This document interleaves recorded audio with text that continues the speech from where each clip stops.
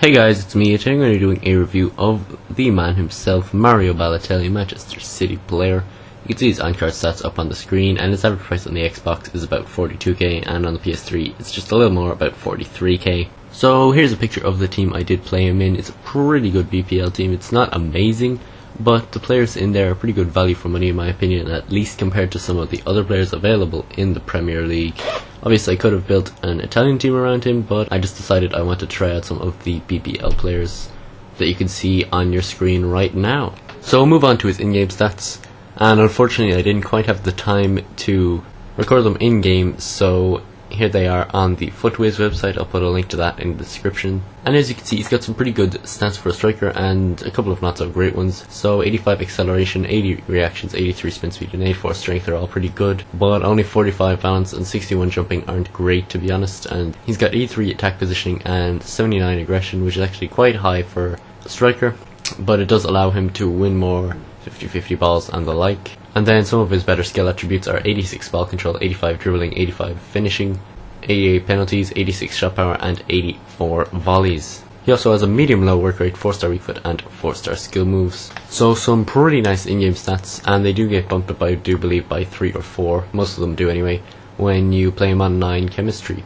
So now I'll move on to some clips of him playing in-game and just talk a little bit about how I felt about him. First off, he felt pretty quick. He does have good acceleration and sprint speed, and also he is pretty tall, so I'm not sure if the stride length comes into it at all, but it does seem that once he gets into a full sprint, he's very difficult to stop, and especially if you're playing 1-2s with him, then defenders usually find it pretty hard to keep up with him, for the most part anyway.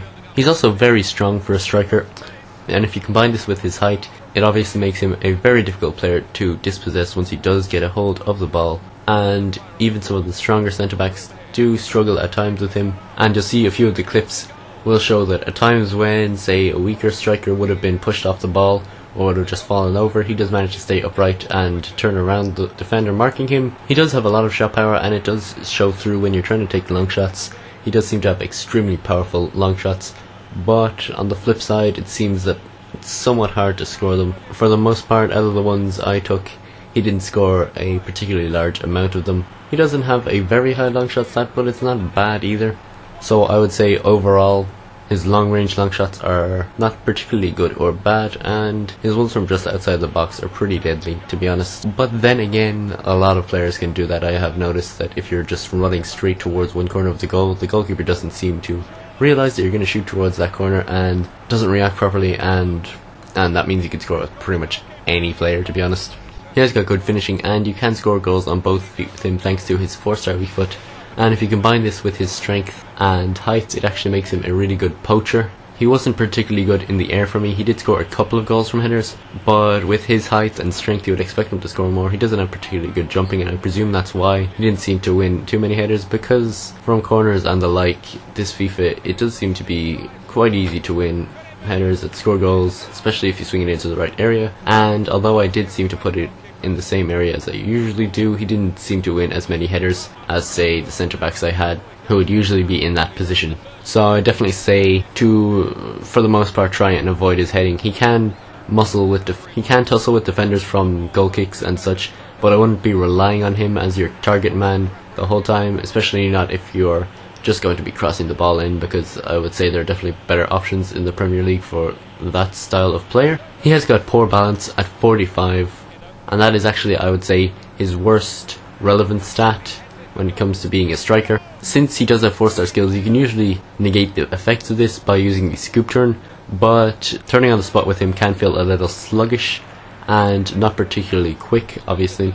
He's actually got pretty good free kick stats, and he can take them if you want. If you don't have a free kick specialist in your team, I don't think I really did, and he was probably the best player in terms of free kick stats on my team, which is kind of surprising, but you know, it's always a handy thing to have.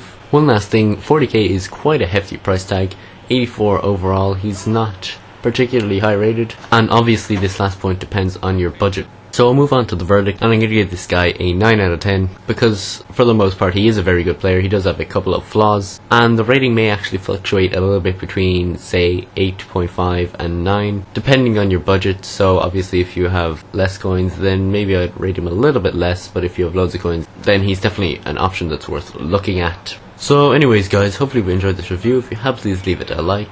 Feel free to suggest a player for the next review in the comment section, and apart from that, I'll